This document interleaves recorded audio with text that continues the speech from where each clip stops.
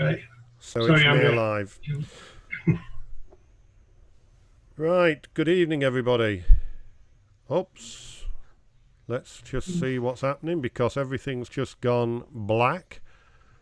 Are you still with me, Dennis? Hello? Hello?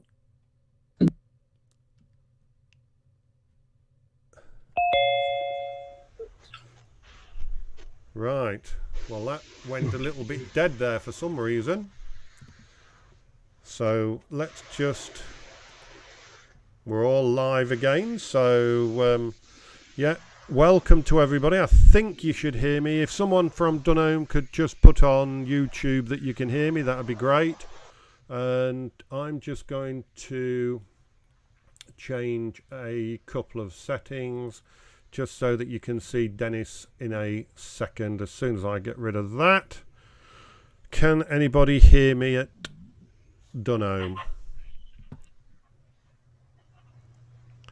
It usually takes a second or two to come through, Dennis, because there's a little bit of a delay. So I've got everybody. So let me just... No, I'm on the Zoom thing and then I'll go in. Let me just re-mute people. I just need to... Let me just exit that a second. Let me just... That's done that. Yeah, nobody's... can see and hear you all great. Lovely. Thank you very much, Gail. So, right, I'm going to make that full screen. I'm going to make this minus, and I'm going to say welcome to Dennis, and he's going to have a very quick word, then he'll share his screen with us and show his pictures. Over to you, Dennis.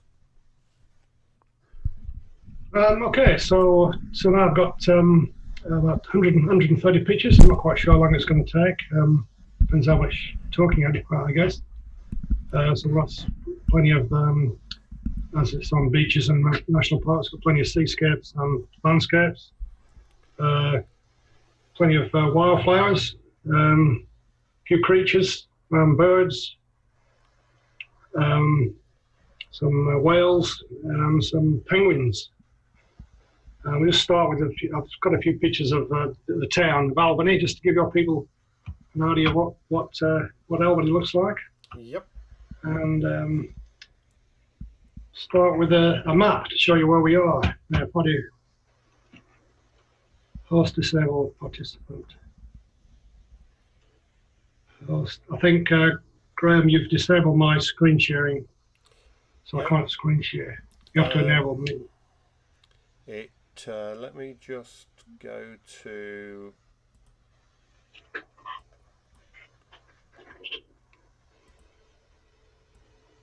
Let me just go to you. Why is it not doing that? I'm going to make you host. Or a co-host, is it? Or something? I don't know. If you move your mouse now, is the share screen at the bottom? Okay, it's better.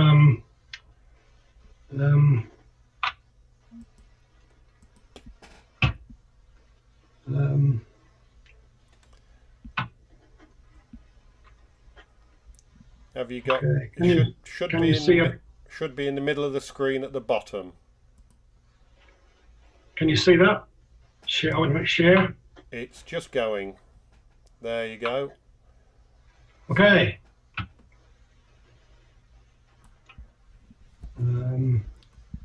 Just doing some show small active. Show all. So I'm just doing some adjustments here.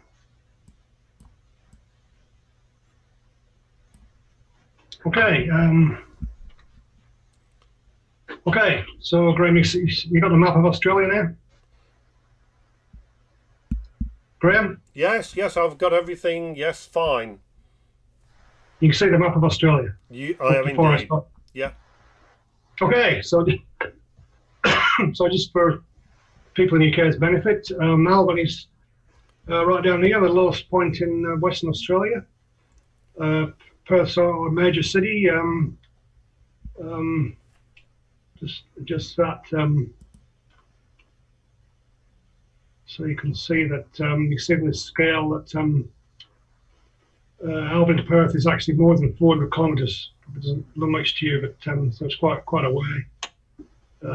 Perth has quite a big influence on Albany, and normal situation. Perth is our sort of gateway to the rest of Australia, and the rest of the world. For the moment, we're stuck inside Western Australia. Nobody's allowed in or out at the moment. We can travel quite freely around Western Australia, so I guess it gives us plenty of scope. Okay, so this is the main street in Albany. This building here is the new library. You can just see the town hall, public peak coming up through there. This down the bottom, there's the harbour, Princess Royal Harbour. And this land over here is a peninsula with the Southern Ocean on the other side. So got some more pictures of that shortly. This is the town hall, 1887, I think it says on there. They've been spending a lot of money on it, doing it up, making it more user friendly. This is another quite old building in Albany. This was originally the customs building and the post office or the mail office. Originally, Albany was the main port in Western Australia, the only port actually, so all the mail and freight came through Albany. So these days, it's so this is the front of the building. As you see, this is now part of the Albany campus for the University of Western Australia. Okay, we've got some bit of modern architecture in Albany. So a new entertainment centre. This whole area used to be a big railway shunting yard. It was redeveloped a few years ago. So there's quite a lot happening. There's quite a big pub, and there's a big hotel just being built on the left. You can see the reflection in the glass there. I think it's a Hilton actually. Okay, so get a drink. Just moving on to some actual beaches. This is Little Beach, about half an hour east of Albany. Probably our prettiest beach we have. They publish lists of the best beaches in Australia, and this usually appears in the top 10. In summer holidays, this will be quite crowded normally. It's quite popular. There's a few nice walks around here. Walk to the end of the beach and you scramble all these rocks, and there's actually another little beach just in there, which is this beach. I think somebody's just got a message, Janet entering a meeting.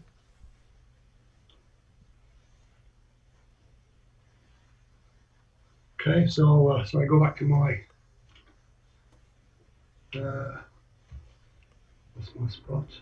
Yeah, so that's the little beach around the corner, known as Waterfall Beach.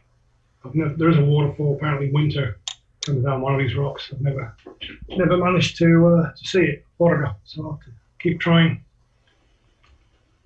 This is another little walk around there. One of our many granite boulders.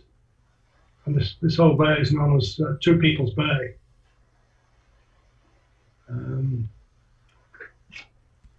So this next picture shows that this is the other side of the other side of Two People's Bay, looking back over to Little Beach, and that hill there, I think it's called Mount Gardner. Okay. Okay, now moving back to Albany itself. This is one of the town lookouts. There's quite a few. Give you an idea of some of the parks and reserves around Albany. So this is our this is Middleton Beach. This is our main town beach. The actual swimming section just is hidden out of view. So I guess this section is used more by walkers and particularly dog walkers. The greenery you can see here is the town golf course. Well, this one here. This is Lake Settings, which is a freshwater lake, and it's a nature reserve, particularly for birds. I've got a few shots of that later on. These hills you see over here are the Bronga Ranges, Bronga National Park. I've got a few photos of those there. And right at a distance, these hills, which are actually mountains, that's the Stirling Range National Park. They are quite a bit higher than the Bronga, it's a bit farther away, so they look the same in this photograph. So moving on, this big body of water here is called Oyster Harbour, and this point here, this is sort of one of the suburbs, it's called Emu Point, one of the suburbs of Albany.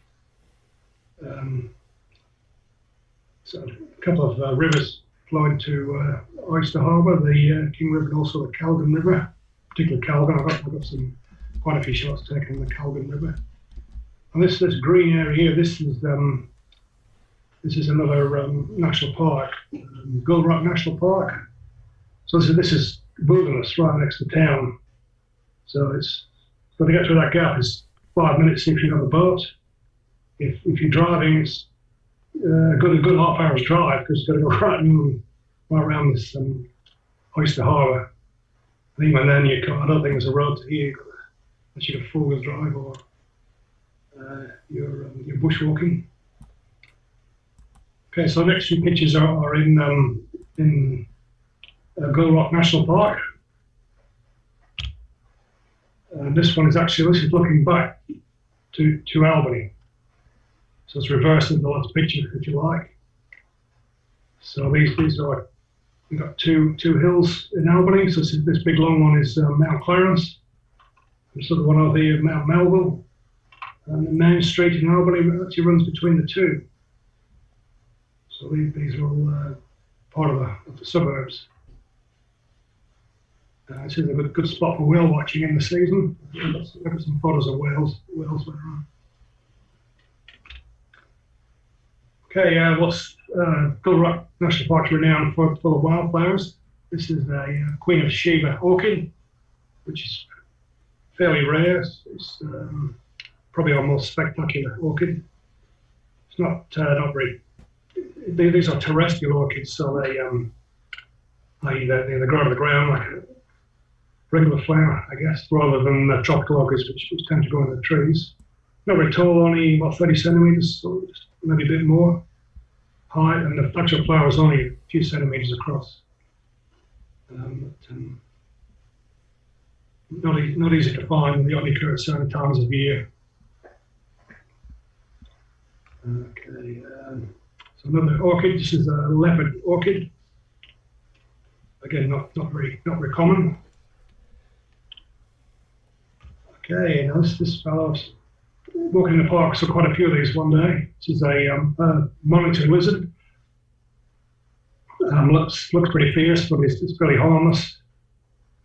It can grow up to about 1 meter long. And they only they're not dangerous. I'm told if they when they get frightened, they run up a tree, and the eyesight's not very good. So if you're standing too close, they'll run up you thinking you're a tree, which I think will be a very pleasant experience. This is a blue lady orchid, I think this one's called. Actually, can be very tricky to photograph these. They slightest bit of breeze and they sway all over the place. And you can't. You've got to shoot f/16 to get the depth of field, and so you can't be using 1,000th of a second. It's not possible. So it can be a challenge. Flash is one possibility, but you really want an external flash. And trick is to actually support the stem of the flower with some stick or artificial support just to stop it swaying around, because the whole flower just completely move out of the picture, move out of the frame.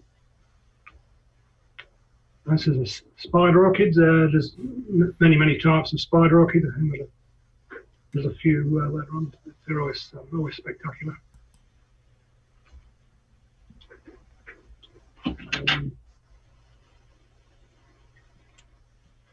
Sorry, Graham, just looking at the time. We're going to get cut off at some stage, aren't we? Yeah. Yes, can you hear me all right? Yes, fine, yeah. Nothing's come up yet, so once it comes up for the Albany members, I will rejoin and then you will be able to join again. So all you do is click on the same link. So if it does go off without me telling you anything, just click on the same link in about a minute's time, just to give me time to rejoin. Okay, continue. Right, another orchid. This is the helmet orchid. It's quite tiny, actually. These are right on the ground, so they don't sway around. However, they're usually quite under dense bush. They're quite dark, so I think I'm pretty sure I took this with a tripod. Okay, this is a Albany pitcher plant. Quite rare and just only occur around Albany. Like the tropical pitcher plant, the little insects fall in there and get dissolved in the fluid in there. They're not very big, only probably not much more than a centimetre across. Now I have a bit of confession here. This is actually in a plant pot. They do exist in Gull Rock National Park. It's one of the main places, but I've never managed to find them. So I'll keep trying. Okay, this is in the view from Gull Rock National Park, looking east. I think this is called Ledge Point, and there's a nice little swing beach just here, because it's often Albany can get quite windy in summer, so this little beach here is quite sheltered. It's quite a popular little swing beach here, and you can drive right down to here. So next photo's taken from just where the mouse is now. Mm. Looking further east. This beach. I think you need a four-wheel drive to get down to this beach. So I've never actually made it. We did. Okay, so moving back to Albany. This is the Calgan River, which feeds into Oyster Harbour. This is usually nice and calm. Good place to go when it's a bit windy or stormy in Albany. There's a beautiful little walk path along the side, about 5 kilometres. So it's quite popular for fishing or canoeing. But a good way to see it is in the summer months, there's a little river cruise boat goes along here. It's called the Calgan Queen. And it goes right up the river, and he points out all the features, and he's throwing fish out to the birds, which makes for some great photo opportunities. So this is an osprey coming in to get a snack, and he's got it. So this is the decisive moment. But, shooting at 7 frames a second helps with this photography, and he's taking it away. And you'll know the always fly with the fish horizontally, and that's to reduce the wind resistance. Okay, and this is their osprey's nest. They use the same nest year after year. Osprey is fairly common in this area.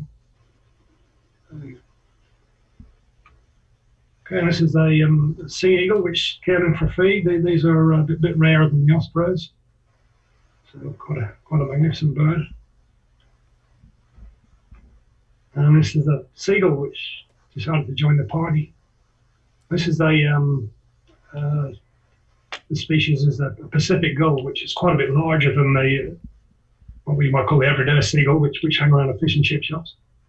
So they're a lot more solitary and a much stronger bird overall. We often get them out of the ocean. Okay, and it's got this fish. But, interesting to see the difference in styles. The seagull just crash lands in the river, whereas the ospreys and the eagle just delicately take the fish out of the water without only getting wet.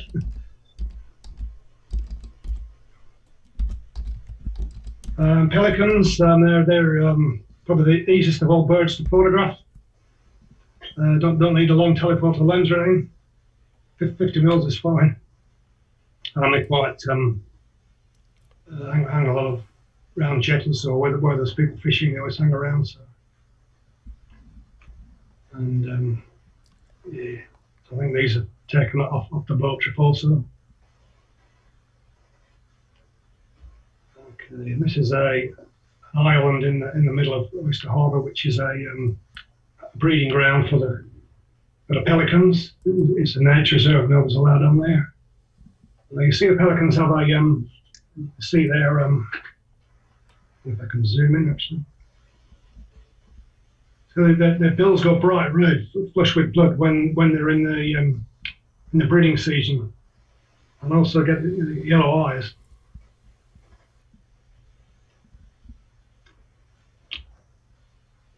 Now this one's chasing the boat, so it's flying at the same speed of the boat, and the reason he's doing that is because he's hoping for a feed. So yeah. Okay, so moving inland to our inland national parks. This is the pronghorns. And the pronghorns, usually you walk into a forest and there's big boulders at the top, and around the top, so you don't have to scramble over boulders. They built all these stainless steel walkways,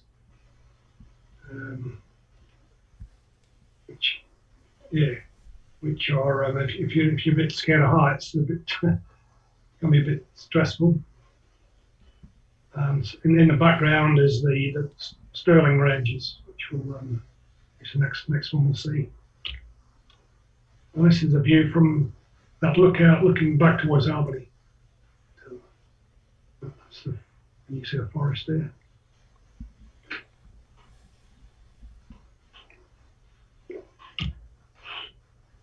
Oops, backwards. Oh, and the pronghorns is a good area for grapes and wineries. If you're into that, this is one of the little wineries there. This one's got a nice little restaurant attached, so pleasant way to spend an afternoon. Okay, so onto the Sterlings, Sterling Ranges. This is the real mountain range. Covers quite a large area. You can see there. A big bushfire went through here it started Boxing Day last year. And took about a month to put out. So about a third of this park was completely burnt out. I got quite a few photos of that. So that the highest hill there is Bluff Knoll, just over 1,000 meters. Quite a popular walk track. I'll try zooming in. So you can see you can see the path there going up the hill. Yeah. So fairly steep. Bluff Knoll, top of Bluff Knoll is the only spot in the whole of Western Australia which ever gets snow. It doesn't get much. Probably one day a year at the most. And what happens is when the weather forecast is said there's a big cold front coming and there's a possibility of snow on Bluff Knoll, and hundreds of people come down from Perth to see the snow because it's such a big novelty for people growing up in Western Australia. And by 6 o'clock in the morning, the car park there is full and closed. And everybody once they get up there, they set up in the dark because if you don't get by lunchtime the snow's all melted. So.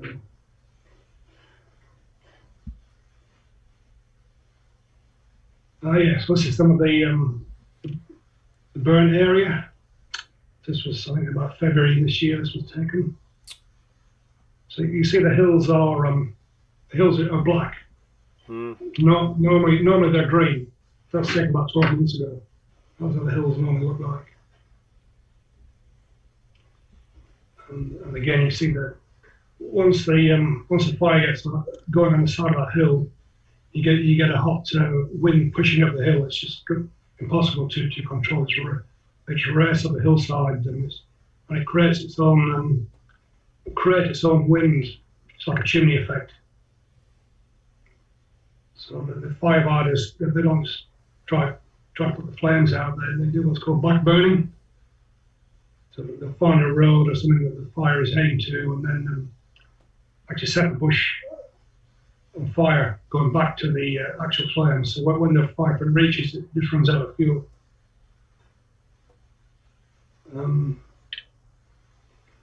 However, the Australian bush is very resilient. I mean, fire's been around for thousands of years. It's a natural event. This one was actually started by lightning. And a lot of the plants have grown. They've grown to accommodate the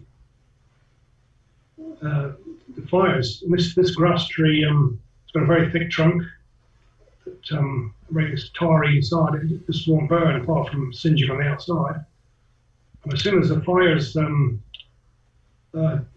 finished, especially after a bit of rain, immediately start sprouting because there's plenty of light, although all the overhanging trees are not there anymore. There's lots of ash on the ground, which acts as a fertilizer. So in fact, some of the flowers actually wait until the fire goes through. Right, I've got a message here. Have you seen that? Yes, did indeed. The meeting will end in 10, so give it 5 minutes and we'll go on from there. Yeah, okay. Okay. That's the So in Western Australia, this is the only real big fire we had over the New Year. While the rest, the main damage was done over the eastern states. There was really bad fires there. But in this park, nobody lives in the national park, so there's no properties burnt or nobody got injured, fortunately. Okay, so one of the flowers there. This is the scarlet banksia. A lot of Banksias in Australia, named after Joseph Banks, the botanist that came out with Captain Cook.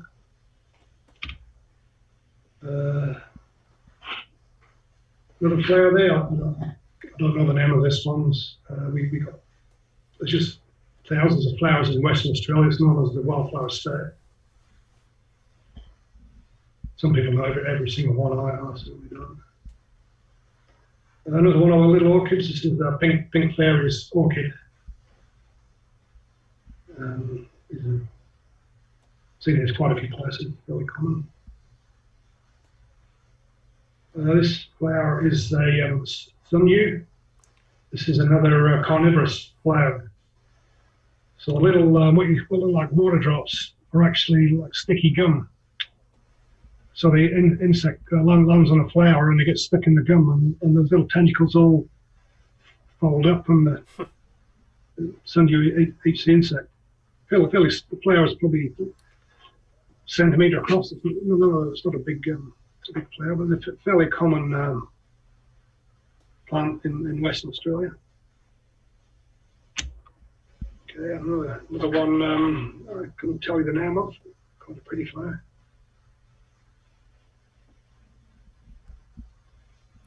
Another view of the Sterlings.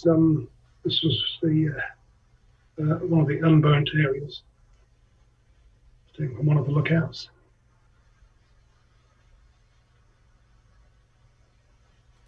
I'm not going too fast, Graham? Or? Yeah, you can. We'll change over there if you want, and I'll just end the meeting, and then if you join in Albany again, And but if anybody on YouTube, if you just stay with us, and we'll be back with you in a few minutes. You got that, Andrea and Janet? Yeah, I got a thumbs up from them both there. Okay. Okay, we'll be back with you. Am I going too fast with these slides, by the way? No, you're perfectly okay. That's good. Okay. Never quite know how fast to go. Yeah, because you're home. So you're going to close the meeting now. I'm going to rejoin you. Yeah. So you just end it at your end as well. Yeah.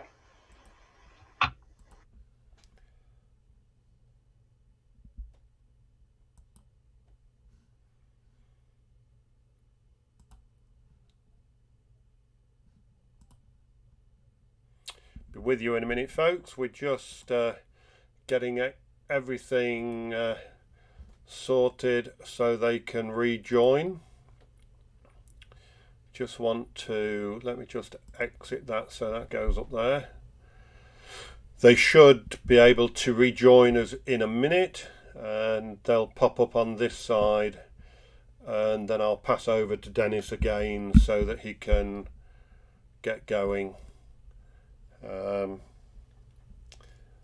All fairly new to me, this, so I'm just waiting for them to join. Looking at both screens, as you can see me looking backwards and forwards, and things coming up.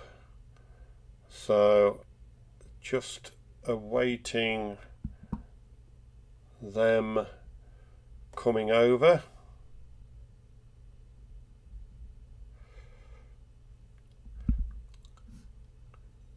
Strange, they've not come up yet, but I've just worked out something for our Dunham members. If you have a black and white picture up and you're using Zoom, don't put a black and white t-shirt on, because as you can see, I've got no shoulders half the time. Yeah, they're not rejoining for some reason. I've just got an email on my phone. Let me just see what it says, just in case it's them.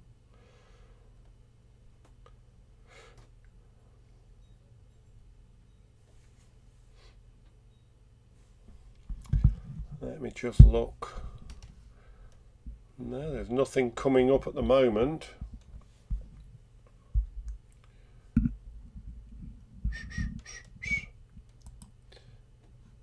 As I say, it's all a learning curve for me, because what I'll do maybe is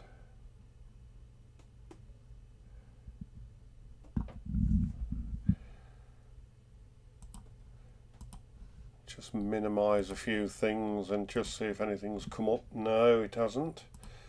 So let me just see if anything's come up there.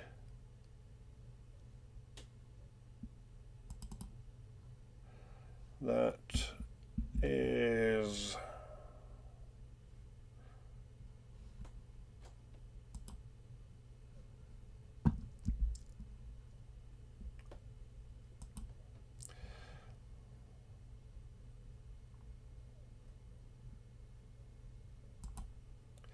let's just try this.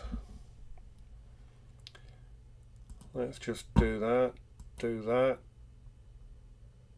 do that. I think that may have been because I made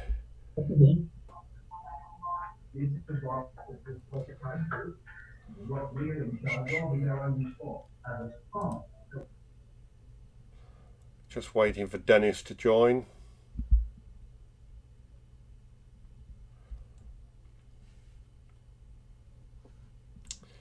It's a whole new ball game when you're sort of doing these meetings from one side of the world to the other.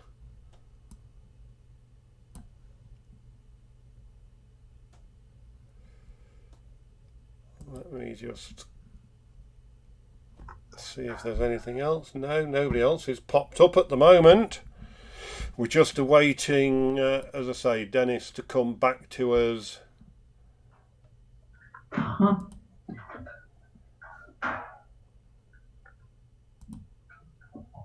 There's just Andrea and myself at the moment. Okay. Oh, clicked a button that I didn't want to share, didn't want to do. I've just unmuted me. I don't know. You know, you can mute me as soon as the others come up, can't you? Yeah, you're, let me just mute. Yeah.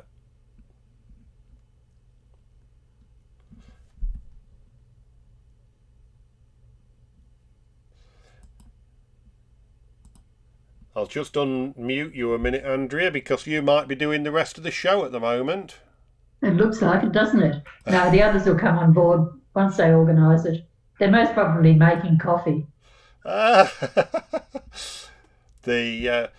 What we're doing on the other end at on YouTube, that's just carrying on at the moment. So they've possibly just popped off to make a drink. We've got Janet, and there's Janet let in, so we'll get Dennis in a few minutes. Hi, Janet.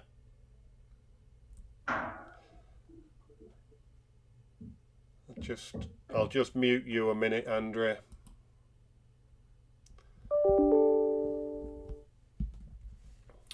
Got an email again. Let me just see who that's from. It's from Dennis.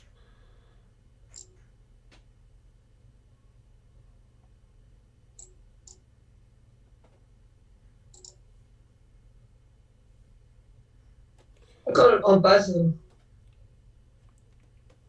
Should be.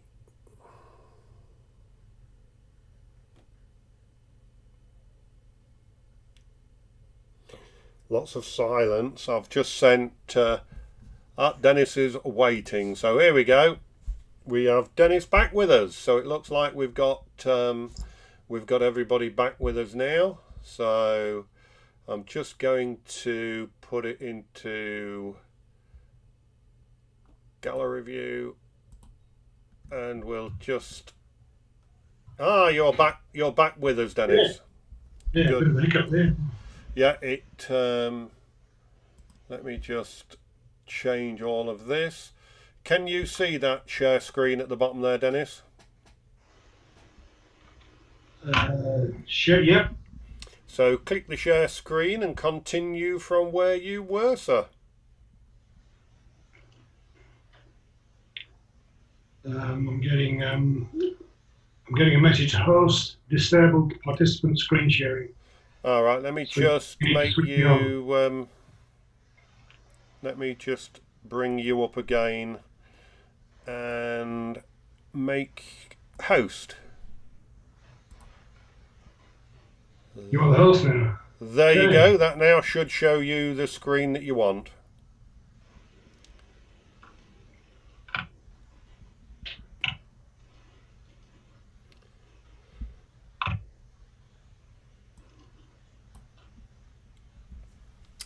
Yeah, I can see your screen now.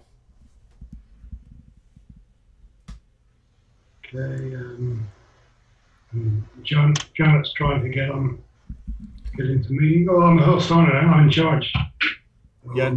If you see anybody join, just admit them in. Yeah. Okay. So Janet's coming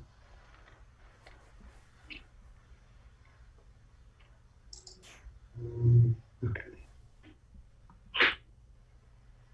Okay, so we're good to go again. Yep, off you go, sir. Thank you very much. We're all enjoying what we've seen up to present. We've had quite a few comments from our members saying they've really enjoyed it up to present. Okay. No technical questions then? No technical questions. Okay. So so back in the Stirling Ranges.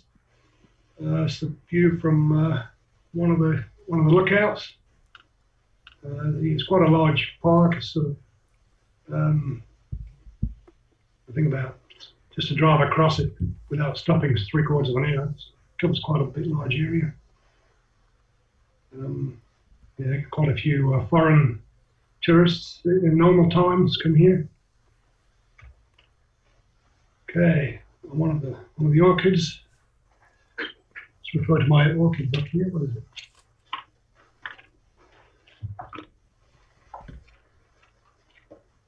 Okay, this is called a leafless orchid. Okay, and this is a bottle brush flower for obvious reasons. So the Sterling Range is a particular hotspot for wildflowers. So some of the flowers grow nowhere else in the world. So a popular spot for botanists. And this is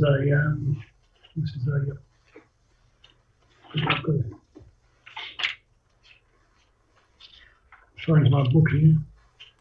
This is called a bunny orchid. I don't know if you can see a bunny there. Yeah. Okay, so now coming right back to Albany. So what we've seen so far are the parks and beaches to east and north of Albany. So this is back in Albany, looking from one of our lookouts, looking south. So this big piece of water is called King George's Sound. And this strip of land over the side is a peninsula, Flinders Peninsula it's called. And so I think the road goes to about where the cursor now, and you can walk right at the end. It's quite a popular hiking trail right at the end. Quite a long walk. I got about halfway along myself, so I got some photos. Well, this is taken from a similar spot. Well, let's zoom in here. You can see what looks like some industrial buildings. This is actually the remains of a whaling station, which was in operation until 1978, and is now a museum, a whaling station museum. That's the only one in the world, I have to say. So this photo, if I can reduce it, this is the photo I took in 1977. So just a couple of years before it closed. So you can see that chopping the whale up with these tools, and they feed the lumps of blubber into these holes. And there's a big cooker there, and they cook it, and all the oil all the whale oil comes up, and that's stored in those. You can see those big oil tanks. In the day, the whale oil was very valuable. It was used for lighting before the days of electricity. It was used for lubrication before the days of petroleum oil.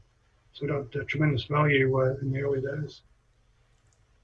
Okay, and this is the whale chaser ship and the harpoon gun. So you can actually, in the museum, you can actually walk all around this, climb aboard it. So the harpoon had a explosive charge at the tip. So they would shoot the whale, the charge would explode, and that would kill the whale. And then they could shoot. One day they could shoot several whales. So they would, when they shot them, they would pump the whales up with air to make them float, and stick a flag in them. And at the end of the day, when they caught a few, they would return and just tow all the whales home behind the whale chaser. So yeah, so the museum's very good. It gives you all the history and all the tells you what happened. Okay, so these days we shoot whales with cameras only, and there's the whales are returning in numbers there, and the number of boats go to whale watching trips in the season, which is actually right now, the winter time. So this is a humpback whale just taking a dive.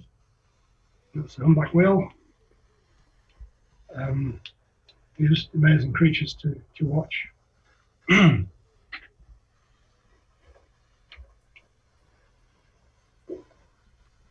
And another one. So this is actually, and they do go on a boat is better, but you can see them from the beach. This is actually taken from Middleton Beach. This is about a kilometre offshore. This is with a 500mm lens, and it's cropped in quite a bit as well. That's why the quality's not too good. But you can tell the first thing you see when you're whale watching is the spray coming up, and you can actually tell which species of whale it is. So that the humpback whale squirts straight up in the air like this one. The southern right whale has two vents, one facing backwards and one forward, so you see a V-shaped spray. And the sperm whale, that's got a one vent which faces forward. So this really gave them away for the whale catchers, I think. Okay, this is a southern right whale, I think, from all the barnacles on it. It's just taken off. Again, this is taken off the land. They're called a southern right whale because they were very high. They were slow, easy to catch, and a very high oil content. So for the old whalers, they were the right whales to catch. Let's see here.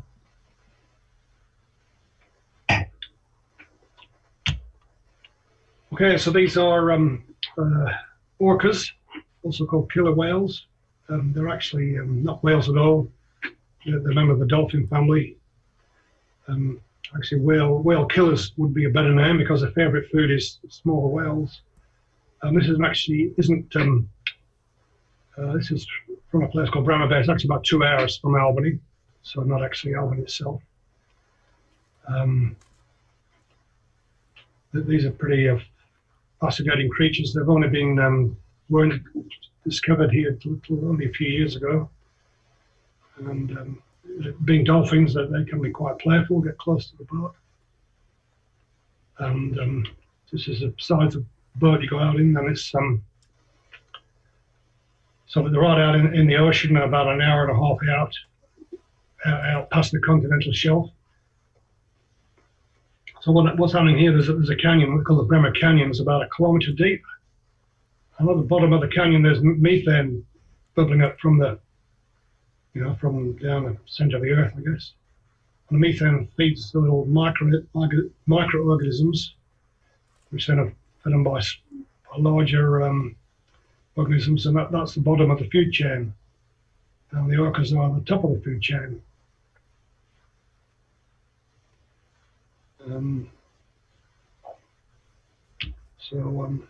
Yeah, so plenty of competition there.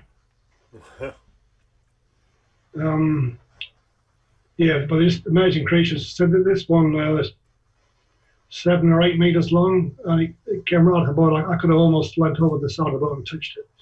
Just an amazing experience to see it. This is a shot everybody wants of the whale breaching. This is the only one I got out of several thousand. It's not a very good focus, unfortunately. It was quite a way out. Quite a lot of seabirds out there picking up the scraps left by the orcas. These are pelagic seabirds. You never see them on land. They live out at sea just about the whole life. Only come to visit little offshore islands to breeding. This is an albatross, of course, and another couple there. And a gannet is out there feeding. Quite a few different seabirds you just never see on land. Mockingbirds are shearwaters. Okay, and that's me. Yours truly. Yeah. This day was actually raining, so I'm in my waterproof gear. 8:00 p.m. Sorry about that. Yeah. So very tough all around. You really need the boat is sort of you're an hour and a half out in the Southern Ocean. It's very rough. The boat's tossing and heaving around, and so you really need 3 hands. You need one to hold onto the railing there. You need 2 hands to operate your camera. So I never got quite around to working that out. And So Bremer Bay's a long way from anywhere. It's 6 hours from Perth. The boat trip is very expensive. There's a good chance you're going to get seasick. There's a good chance you're going to get soaked with the skin. But some people just go back again and again because watching these orcas is just addictive, I think. Okay, so back to land, back to Albany. So this is the peninsula I mentioned, and this is the walk. If you want to get to the end of the peninsula, this is Old National Park. Torndirrup National Park is the name. So it's good walk to do on a nice day. You wouldn't want to be there when it's raining and windy. So this is on a walk. This is looking back to Albany in the harbour. You just see like two hills there. Okay, and again looking back on the track. It's typical coastline.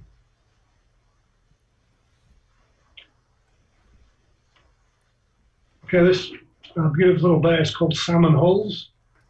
The Australian salmon are frequent here. I'm not quite sure why, but they seem to live this area, and it's a very spot for fishermen. So in the season, which is around Easter marks the start of the season, there'll be somebody fishing every few meters. They'll be fishing along there on the beach and also on the rocks, which can be dangerous.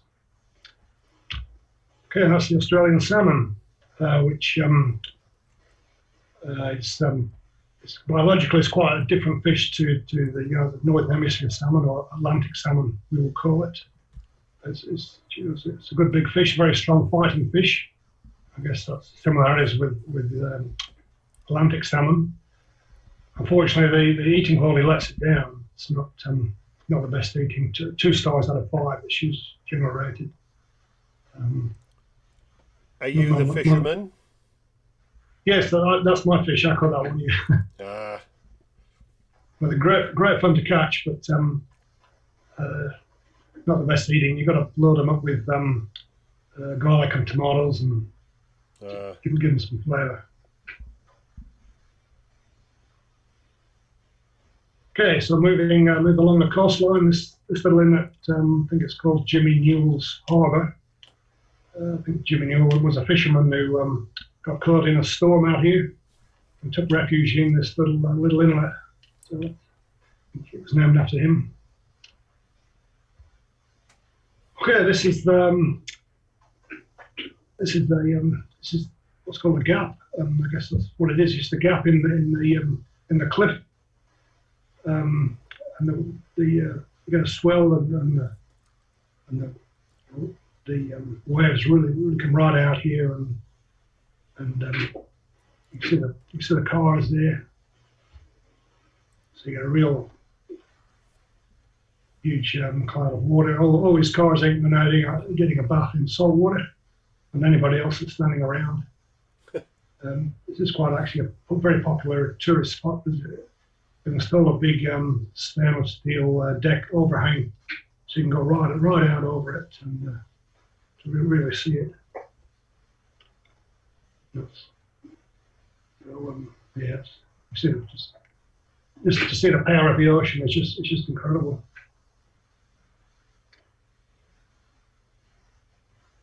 Okay, and this formation's just right next to it, called the Natural Bridge.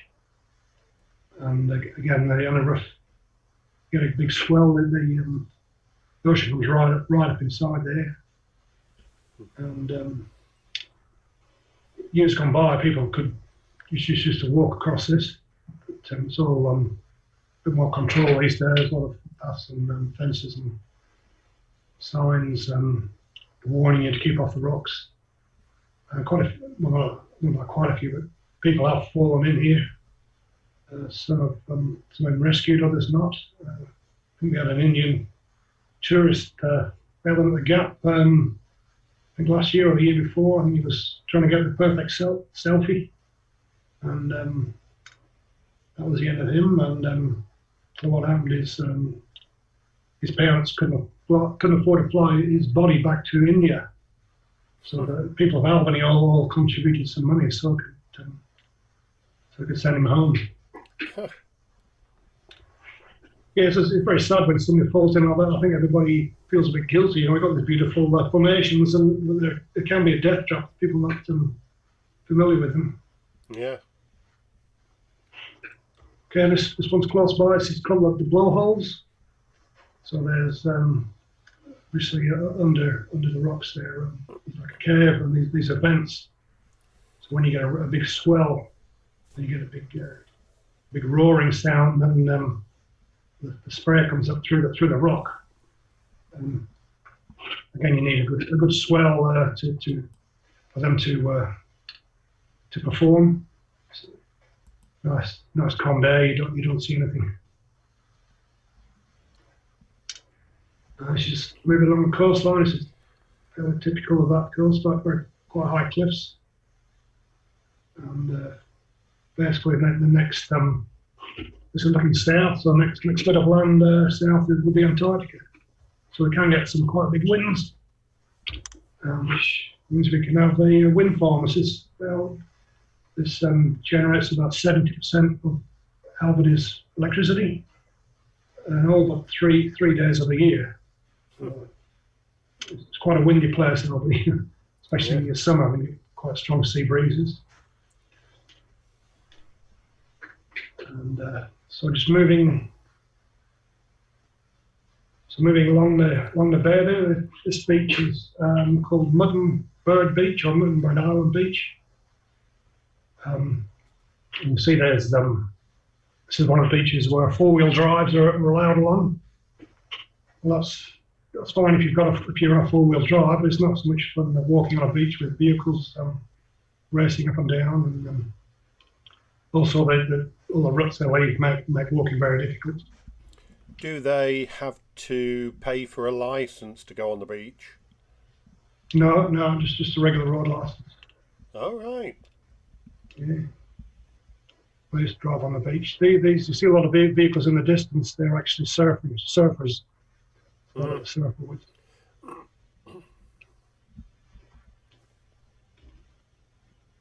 And then moving further on the bay, this is Shelley Beach. So on the right, you see a nice little campsite, national park campsite.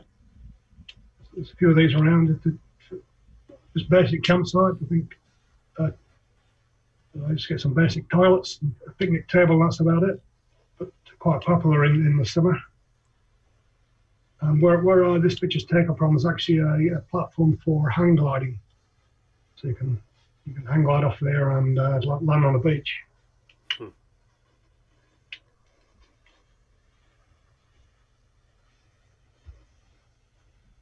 And it's down in some of the rocks down in the Shelley Beach there.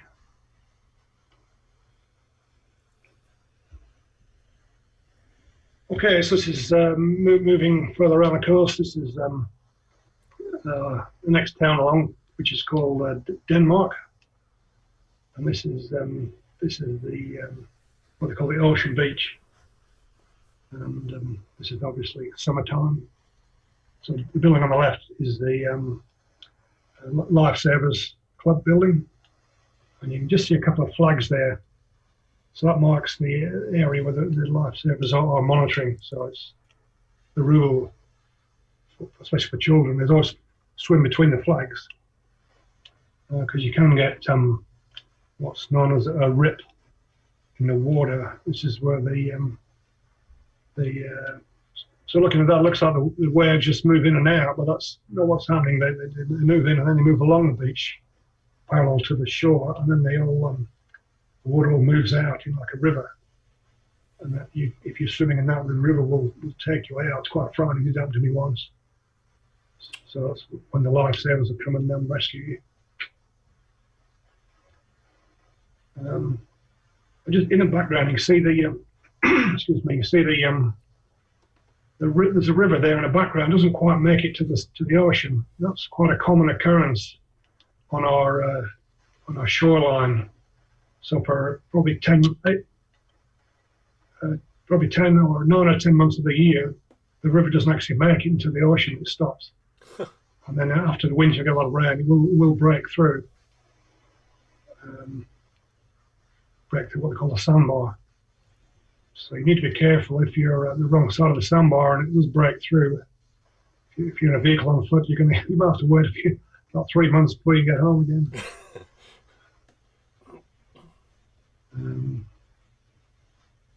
Okay, so a few more orchids.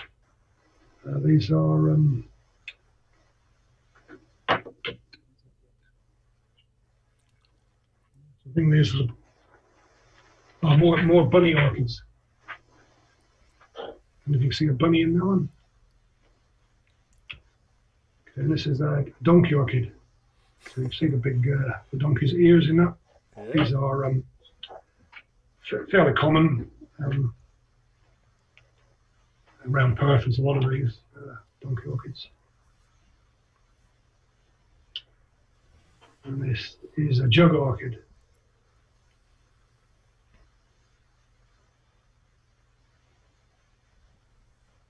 This is a cowslip orchid. And again, relatively common orchid, this one.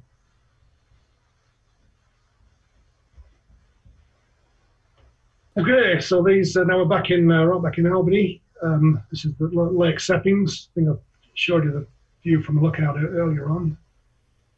This is the so Lake Seppings is the big nesting site for these ibises, and this is quite close to town, but not far from where I live actually.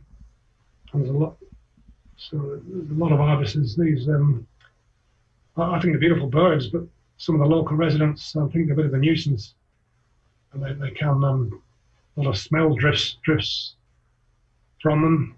Times of the year they are quite noisy, and they poop on your house when they fly over. So they're also known as bin chickens.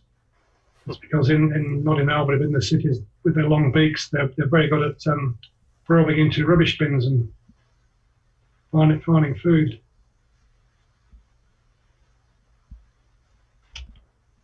Okay, and this is in Lake Seppings. This is not the best photograph, but this is a swamp harrier. So a couple of these are usually flying around. I think they live off their ibis chicks. I think is their favourite food.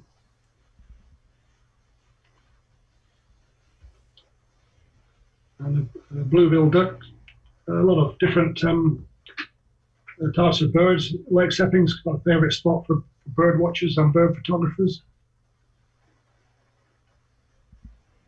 And this fellow is a rail. Rail is spelled R-A-I-L. These run very fast. I don't think they're flightless, but they give that impression they're flightless because they always run.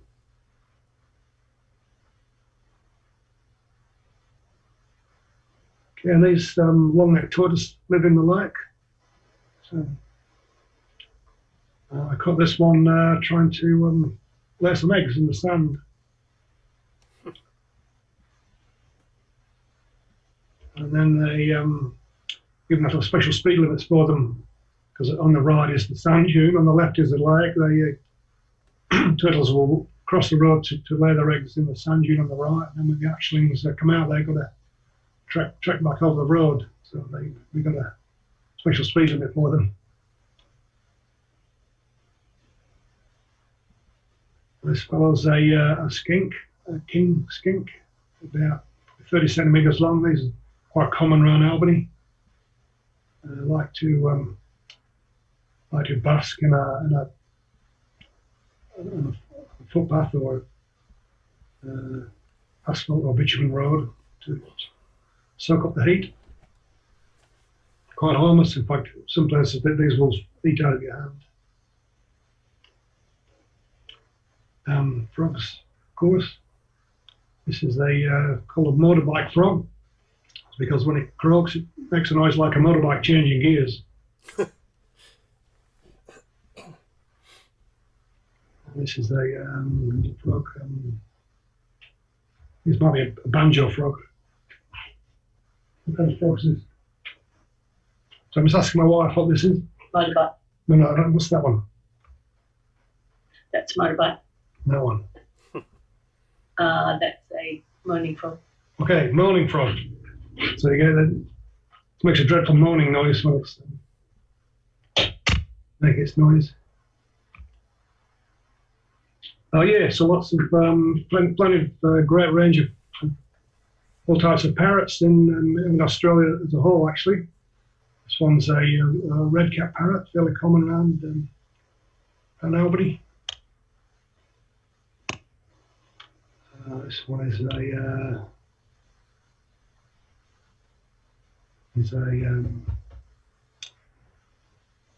forgotten. Sorry.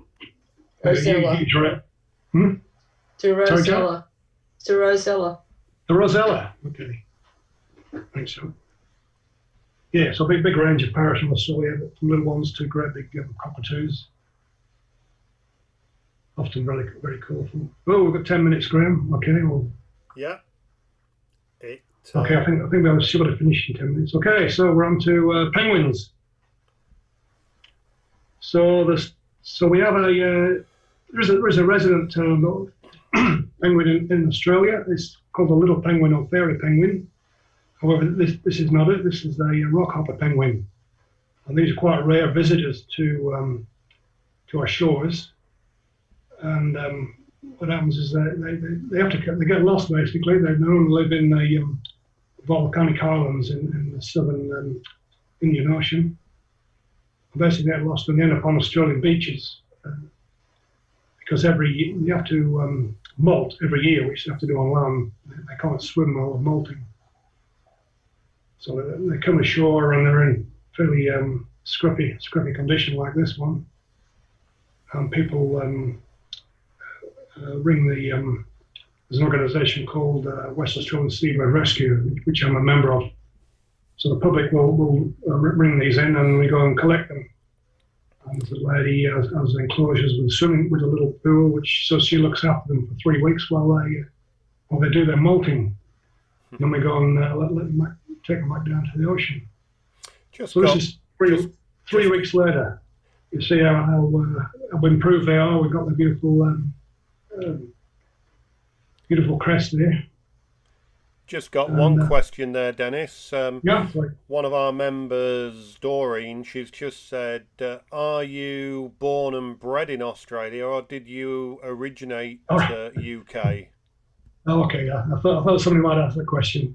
Yeah, you guessed. I grew up in the UK, came to Australia in my 20s. I lived in Perth for over 40 years and I moved to Albany about 2 years ago. She certainly picked up the voice, didn't she? Oh, yeah, well, that's easy. Yeah, actually, it's funny, talking about wildflowers, a friend of mine, she'd go in the bush and she'd point to any flower, she'd give you the name of it and the scientific name, any plant you point at. And she's got a broad Yorkshire accent, so I was find that a little bit confusing. Okay, so back to penguins. Yeah, so we let them out of the box. Then you think they'd be dying to get back in the ocean, but they weren't. They just stood there looking at the sea. So we plonked them in the sea, and they came running back out again. They weren't saying, I think they'd had too much TLC. So they came back out. But magnificent birds, really special. And they're also on land. They're completely defenseless. They just pop along. You can just walk up and catch them.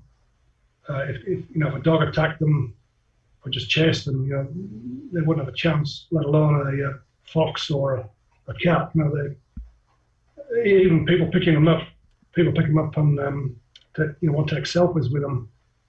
But that really stresses them out. It's equivalent to an elephant picking us up in his trunk. It might not actually harm us, but it just stress them out. Mm. So eventually we had to go and take them right out into the waves to get them to go. They just weren't that keen. So eventually they swam away. So this mission accomplished.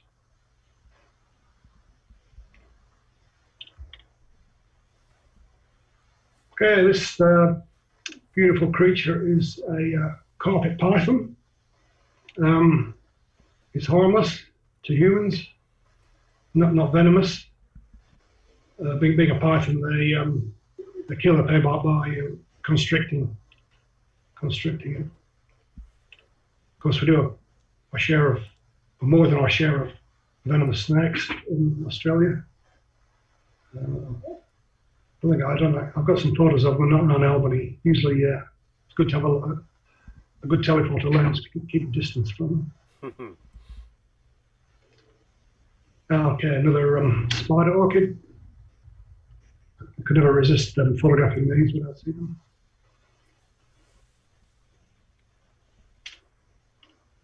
And another flower.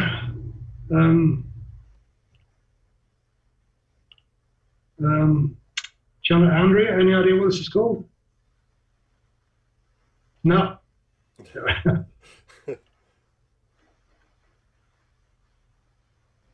this is another orchid. This is a rattlebeak orchid. Not so common.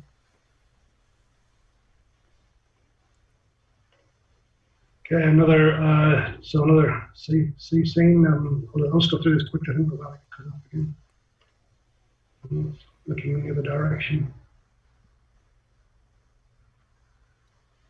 And start looking back towards Albany. One of the little islands offshore.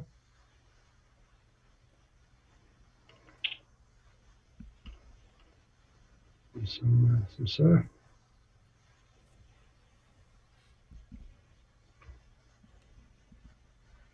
And a rock. Just show what's happening here. These the only see all those broken shells on the rock there. I think what's happening here, these seagulls pick up the shells and drop them from a height to smash them to get the goodies out. These are actually the Pacific gulls again. These are the juvenile ones. The plumage is quite dark for a couple of years. I'm just going to stop you there if that's okay, Dennis. The time's just got down to 3:41, so if you're quite happy to stop there for the time being, and then we can do this again at some point in the future.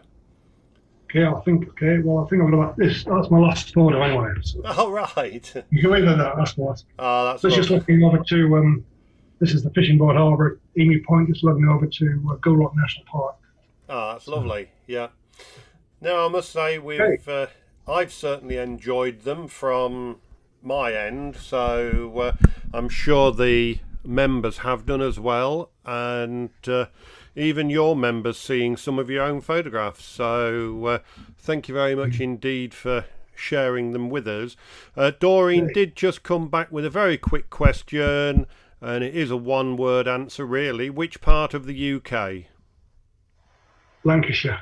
Oh, Lancashire. So yeah. A bit of good hot pot country. Yeah, Lancashire is my favourite. That's great. So yes, we get in some thank yous for your talk in the chat on YouTube. People are saying, "Great, Dennis. Thanks for sharing your photos and the club members' photos, etc. Stunning area."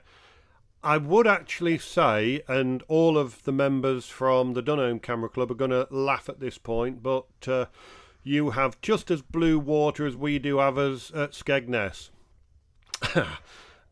Just to let you know, by the way, the water at Skegness is constantly brown. So yes. But no, we'll close it there for the time being and say a big, big thank you to you for doing the talk, and thank all of the members for giving us their photographs. And I hope you all stay safe, and we'll catch you again shortly. Okay. Thank you. I've enjoyed it. That's great. It's a bit daunting sitting there talking to yourself in the first time, isn't it? Yeah, it's a bit different to a real audience where you can see people nodding and. Yeah, that's right. Yeah. No, thank you Thanks, very Dennis. much. Asleep.